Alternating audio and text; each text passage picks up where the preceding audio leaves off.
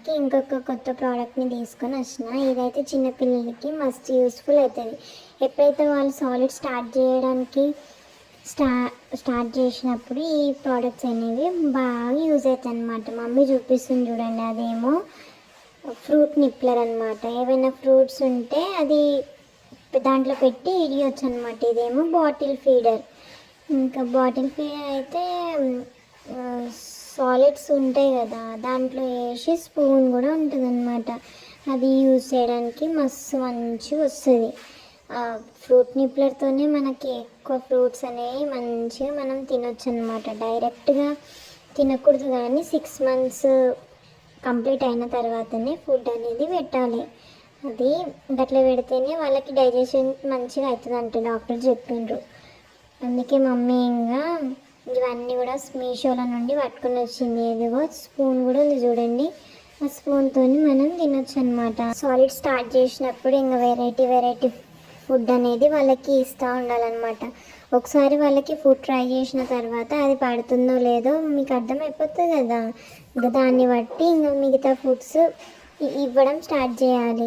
First ఇచ్చిన food కూడా అట్లనే ఉండాలి. ఇంకా కొత్తవి కూడా ట్రై చేస్తూ ఉండాలన్నమాట. వాళ్ళకి పడకపోతే ఫోర్స్ చేసి తినిపించకండి, సరేనా? మళ్ళీ వాళ్ళకు ఏదన్నా ఒకటి అవుతుంది. ఇది అది బాటిల్ ఫీడర్ అన్న కదా, అది బ్రష్ అనమాట. దాన్ని క్లీన్ చేసుకోవడానికి బ్రష్. దాని తర్వాత ఇదేమో బిబ్.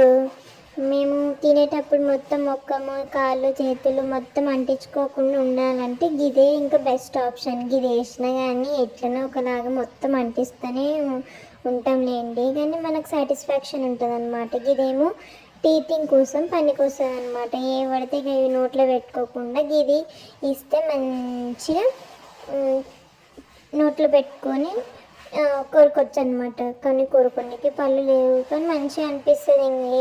మమ్మీ ఏమి ఇయ్యదు కదా, అదే ఇంకా నాకు దిక్కు. ఇదేమో బ్రష్, చిన్న బుడ్డ బ్రష్. నేను కూడా బ్రష్ చేసుకుంటా పొద్దున లేవగానే.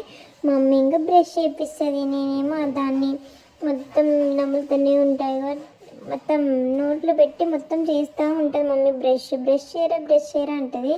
నాకు బ్రష్ చేయబుద్దే కాదు, అది తినాలనిపిస్తుంది కానీ తినలేను, ఏం చేద్దాం. ఇవన్నీ కూడా మమ్మీ మీషో నుండి పట్టుకొని వచ్చింది. ఇదేమో అమ్మమ్మ నాకు బౌల్ ఇచ్చిందనమాట. దీంతో దింపి ఇంకా పిల్లగానికి దాంట్లో వేసి దింపి అని బౌలు ఇంకా స్పూను ఈ రెండు కూడా మా అమ్మమ్మ నాకు గిఫ్ట్ ఇచ్చింది. మరి మీకు ఎట్లా అనిపించిందో చెప్పండి.